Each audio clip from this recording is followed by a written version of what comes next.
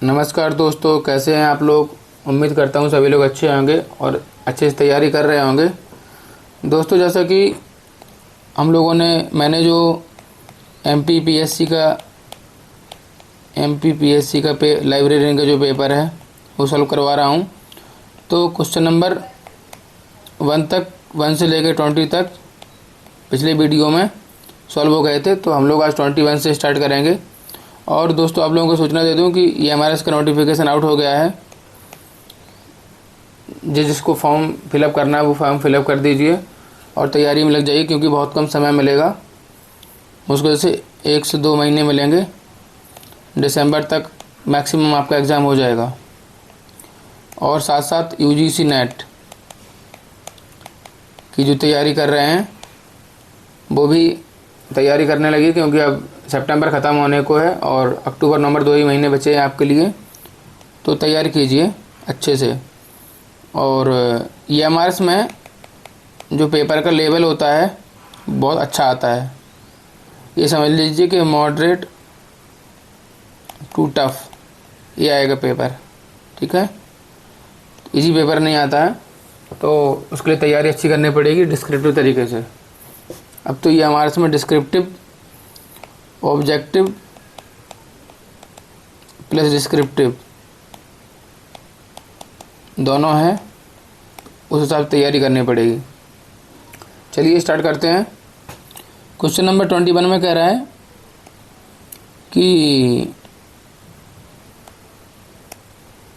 कि what is the purpose of encoding in communication. ठीक है, कम्युनिकेशन में इनकोडिंग का क्या उद्देश्य होता है। तो इसका जो करेक्ट आंसर रहेगा ऑप्शन ए रहेगा, to translate the message into a language और code suitable for transmission and intended receivers. जो उद्देश्य होता है इनकोडिंग का कम्युनिकेशन में वो होता है ट्रांसलेट, जो मैसेज को ट्रांसलेट करना इनटू अ लैंग्वेज, वो लैंग्वेज में, या कोड सूटेबल फॉर ट्रांसमिशन, जो ट्रांसमिशन के लिए सूटेबल कोड हो उसमें, इंटेंडेड रिसीवर, जो रिसीवर के लिए। ठीक है, क्लियर हो गया होगा। To translate the message into a language और code suitable for transmission and intended receivers. Clear है। चलिए क्वेश्चन नंबर 22 पे चलते हैं। क्वेश्चन नंबर 22 में कह रहा है, who coined the term information science in the 1950s। 1950 में इंफॉर्मेशन साइंस किसने बताया था। तो इसका जो करेक्ट आंसर रहेगा option number A is the correct answer रहेगा, जैसन फराडा ने। जैसन फराडा ने टर्म इंफॉर्मेशन साइंस 1950 में बताया था। 1950 में जैसन फराडा ने। Option number A is the correct answer रहेगा क्वेश्चन नंबर 22 का। चलिए क्वेश्चन नंबर 23 में चलते हैं। क्वेश्चन नंबर 23 में क्या कह रहा है, देखें। क्वेश्चन नंबर 23 में कह रहा है, blank is a software service that allows libraries to send SMS message to all text enabled phones. कौन सा सॉफ्टवेयर है, सॉफ्टवेयर सर्विस जो अलाउ करती है लाइब्रेरीज को send SMS message to all text enabled phones. तो ये इसका जो करेक्ट आंसर रहेगा ऑप्शन नंबर सी रहेगा, Southbound. Southbound is a software service that allows libraries to send message to all text enabled phones. Clear हो गया होगा। Question number 24 पे चलते हैं।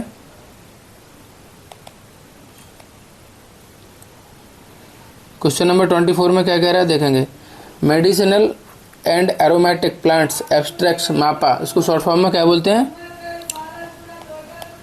मापा। मापा का फुल फॉर्म क्या है, medicinal and aromatic plants. Medicinal and aromatic plants abstract. Okay, तो मापा क्या है, मापा जो करे, इसका जो करेक्ट आंसर रहेगा मापा है इज एब्स्ट्रैक्टिंग जर्नल। जैसे कि नाम से ही हो रहा है, क्लियर हो रहा है ना, medicinal and aromatic plants abstract. ठीक है, मापा क्या है, एब्स्ट्रैक्टिंग जर्नल है। क्लियर हो गया होगा। 24 का ए इज द करेक्ट आंसर। चलिए क्वेश्चन नंबर 25 में चलते हैं। क्वेश्चन नंबर 25 में क्या कह रहा है, 25 में देखेंगे, यहाँ पे ब्लैंक दिया हुआ है, कह रहा है is a leading electronic document delivery service provider. कौन सी चीज़ है जो leading electronic document delivery service provider है। तो इसका 25 का जो करेक्ट आंसर रहेगा ऑप्शन नंबर ए रहेगा। ठीक है, इन्फोट्रिव,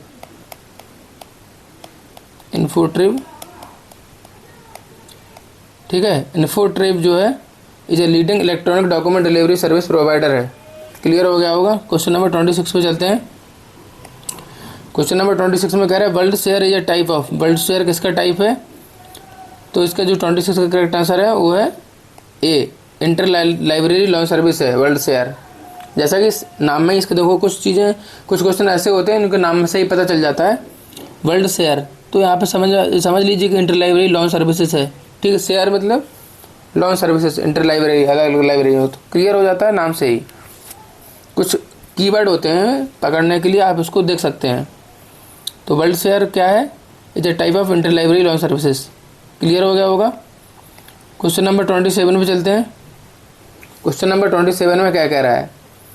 क्वेश्चन नंबर 27 में कह रहा है the translation centre for the bodies of the European union was established in, जो ट्रांसलेशन सेंटर है यूरोपियन यूनियन के लिए कब इस्टेब्लिश किया गया था? तो इसका जो करेक्ट आंसर है लग्जमबर्ग में 1994 में translation centre for the bodies of the European union was establish in Luxembourg 1994। ठीक है, जो यूरोपियन यूनियन का जो ट्रांसलेशन सेंटर है वो लग्जमबर्ग में 1994 में इस्टेब्लिश किया गया था। क्लियर हो गया होगा। क्वेश्चन नंबर 28 पे चलते हैं। क्वेश्चन नंबर 28 में देखेंगे, कह रहा है कि विच of the following is a tertiary source of information, जो सूचना मतलब सूचना का तृतीयक स्रोत कौन सा है इनमें से? Laboratory notebook, abstracting periodical, library catalogue, handbook. तो इसका जो करेक्ट आंसर होगा 28 का option number C is the correct answer. Library catalogue जो है तृतीयक स्रोत है इन्फॉर्मेशन का। क्लियर हो गया होगा। क्वेश्चन नंबर 29 पे चलते हैं। क्वेश्चन नंबर 29 में कह रहा है reference and user service association RUSA, reference and user service association is a division of, जो reference and user service association RUSA is a division, किसका डिवीजन है? तो क्वेश्चन नंबर 29 का जो आंसर होगा वो ऑप्शन नंबर बी होगा, American library association. जो reference and user service association है ना, वो अमेरिकन लाइब्रेरी एसोसिएशन का डिवीज़न है। क्लियर हो गया होगा। क्वेश्चन नंबर 30 पे चलते हैं। क्वेश्चन नंबर 30 में कह रहा है ब्लैंक दिया हुआ है इज एन इम्पोर्टेंट टूल, कौन सा इम्पोर्टेंट टूल है? To provide referral service in library, library में रेफरल सर्विस प्रोवाइड करने के लिए कौन सा इम्पोर्टेंट टूल है? तो क्लियर है, यूनियन कैटलॉग। यूनियन जो कैटलॉग होता है ना, वो इम्पोर्टेंट टूल है लाइब्रेरी में। ठीक है, कैटलॉग से पता चल जाता है ना कि पुस्तकालय में कौन कौन सी पुस्तकें हैं, क्या क्या कलेक्शन है यहाँ का। कैटलॉग से पूरी चीज़ें पता चल जाती हैं। ठीक है, क्लियर हो गया होगा। क्वेश्चन नंबर 31 पे चलते हैं। क्वेश्चन नंबर 31 में कह रहा है कि has describe 3 different philosophies levels of reference services, reference services के 3 डिफरेंट फिलोसफीज और लेवल्स को डिस्क्राइब किया है। किसने डिस्क्राइब किया है? तो क्वेश्चन नंबर 31 का जो आंसर होगा option number D, James Wyer ने।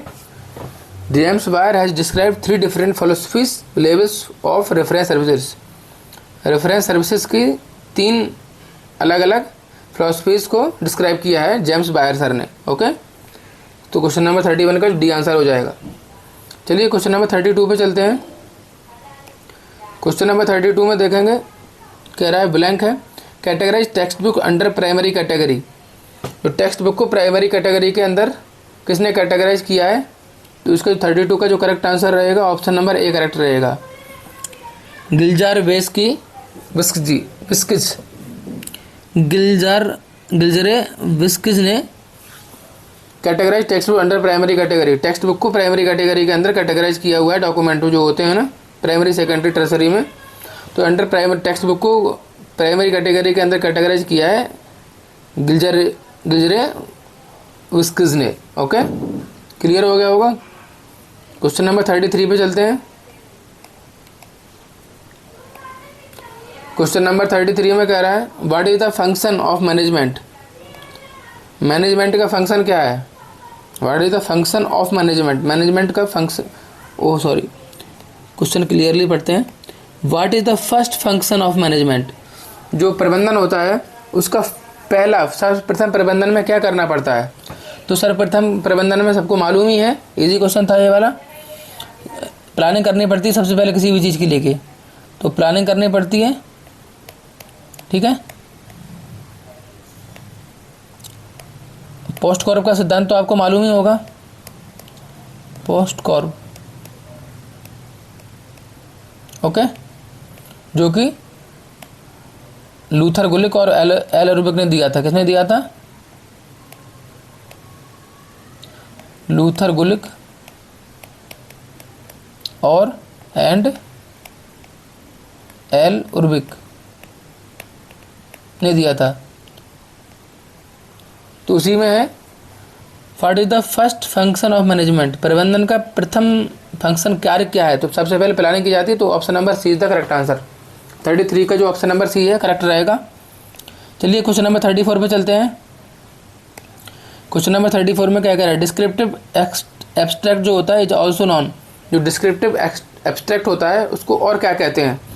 डिस्क्रिप्टिव एब्स्ट्रैक्ट को और कहते हैं, क्या कहते हैं देखेंगे, इसका आंसर सही रहेगा डी कहते हैं, indicative abstract, okay, indicative abstract, ठीक है, क्लियर हो गया होगा। तो डिस्क्रिप्टिव एब्स्ट्रैक्ट को हम लोग इंडिकेटिव एब्स्ट्रैक्ट भी कहते हैं, ओके, कह सकते हैं। 34 का करेक्ट आंसर रहेगा डी रहेगा। चलिए क्वेश्चन नंबर 35 पे चलते हैं। क्वेश्चन नंबर 35 में कह रहा है what was the primary focus of max Weber's bureaucratic management theory. जो मैक्स वेबर की ब्यूरोक्रेटिक मैनेजमेंट थ्योरी थी उसका प्राइमरी फोकस क्या था। तो उसका जो प्राइमरी, जो मैक्स वेबर ने जो ब्यूरोक्रेटिक मैनेजमेंट थ्योरी दी थी, उसका प्राइमरी जो फोकस था strictly defining hierarchy and regulations, ठीक है। तो इसका जो करेक्ट आंसर होगा option number B is the correct answer रहेगा। उन्होंने स्ट्रिक्टली डिफाइन किया था हायरार्की एंड रेगुलेशंस को, ठीक है, मैक्स वेबर ने मैनेजमेंट में। तो इसका जो 35 का जो करेक्ट आंसर रहेगा option number B is the correct answer. चलिए क्वेश्चन नंबर 36 पे चलते हैं। क्वेश्चन नंबर 36 में कह रहा है in thesaurus which is the type of relationship between a discipline and phenomenal studies, ठीक है, स्टडीड। तो थेसारस में which is the type of relationship मतलब सिस्मोलॉजी और अर्थक्वेक्स, इसमें किस प्रकार का जो है रिलेशन रहता है। तो इसका जो करेक्ट आंसर रहेगा ऑप्शन नंबर ए रहेगा, एसोसिएटिव रिलेशनशिप है इन दोनों के बीच में, ठीक है, अर्थक्वेक और सिस्मोलॉजी में। क्लियर हो गया होगा, इजी था। क्वेश्चन नंबर 37 में चलते हैं। क्वेश्चन नंबर 37 में क्या कह रहा है, क्वेश्चन नंबर 37 में कह रहा है विच of the following is a key result area. के आर ए की रिजल्ट एरिया, ओके, देखो शॉर्ट फॉर्म आ सकता है, के आर ए का मतलब क्या है, key result area, okay. Which of the following is a key result area according to Peter Drucker. Peter Drucker के अनुसार जो की रिजल्ट एरिया है वो क्या है। तो इसका जो करेक्ट आंसर रहेगा option number B, which of the following is a key result area according to Peter Drucker. Peter Drucker के अनुसार जो की रिजल्ट एरिया है वो होता है प्रॉफिटेबिलिटी, ओके, क्लियर हो गया होगा। चलिए क्वेश्चन इसका जो बी आंसर है 37 का बी। क्वेश्चन नंबर 38 पे चलते हैं। Find the odd one out from the following, इनमें से ऑड सॉर्ट आउट करना है। तो unit term, precis, preserved, context induction system, ये इंडक्शन सिस्टम है सारे, postulated, based, permutative, subject induction system, chain induction system, okay. तो इसमें इसमें क्या क्या ऑर्डर देखना है वो बताते हैं। इसमें जो कॉन्टेक्स्ट होता है ना, वो बुक पब्लिश होने के पहले ही प्री ये भी पॉपसी वाला भी पोस्टुलेटेड है, चेन इंडक्शन में पहले ही उसको कर लेते हैं, और यूनिट टर्म जो होता है ना वो बाद में होता है। तो इसके लिए इसका जो करेक्ट आंसर होता है वो option number A is the correct answer, okay, 38 का ए, यूनिट टर्म, ठीक है। चलिए क्वेश्चन नंबर 39 पे चलते हैं। क्वेश्चन नंबर 39 में क्या कह रहा है, देखते हैं। कह रहा है कि who propose the 14 steps for a zero defect quality improvement plan. किसने प्रपोज किया था 14 स्टेप्स का जो एक zero defect quality improvement plan. तो इसका जो करेक्ट आंसर रहेगा, करेक्ट आंसर है इसमें ऑप्शन नंबर डी, क्रॉसबी ने। ओके, क्रॉसबी ने प्रपोज किया था 14 steps for a zero defect quality improvement plan. Okay, Crosby sir ने इसको प्रपोज किया था। चलिए क्वेश्चन नंबर 40 पे चलते हैं। क्वेश्चन नंबर 40 में कह रहा है कि according to doctor S R Ranganathan staff formula how many professionals are required in acquisition book section. जो रंगनाथन सर के अनुसार जो स्टाफ फार्मूला उन्होंने दिया था, उनके अनुसार कितने प्रोफेशनल्स को रिक्वायरमेंट है कि एक्विजिशन जो बुक सेक्शन होता है ना, उसमें कितने पुस्तकों पे एक जो है स्टाफ को डिप्लॉय करना चाहिए। तो रंगनाथन सर के अनुसार जो है एक एम्प्लॉय को करना चाहिए 6000 वॉल्यूम्स एडेड एनुअली। मतलब 6000 लोगों को 6000 किताबों पर एक आदमी की ड्यूटी लगानी चाहिए, ऐसा रंगनाथन सर के स्टाफ फार्मूला के अनुसार। चलिए क्वेश्चन नंबर 40 तक हम लोगों का कंप्लीट हो चुका है। जैसा कि मैंने कहा है कि हम लोग 20 क्वेश्चंस सॉल्व करेंगे और अच्छे तरीके से सॉल्व करेंगे। तो आप लोग एक ही चीज़ बना के रखिए, कंसिस्टेंसी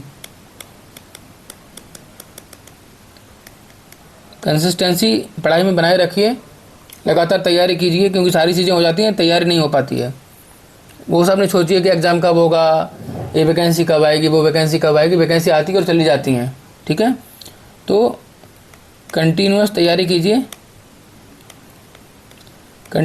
कीजिए और जो भी मटेरियल है आपको ऑथेंटिक मटेरियल लेके आऊँगा और बिल्कुल फ्री ऑफ कॉस्ट रहेगा। और मैं कोई कोर्स लॉन्च करने वाला नहीं हूँ, सारे वीडियोस फ्री रहेंगे आप लोगों के लिए।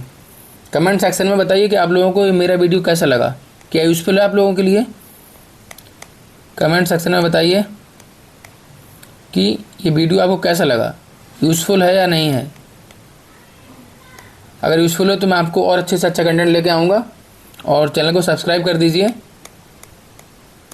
और शेयर भी कर दीजिए, जिससे कि ये ज़्यादा से ज़्यादा लोगों तक पहुँच सके।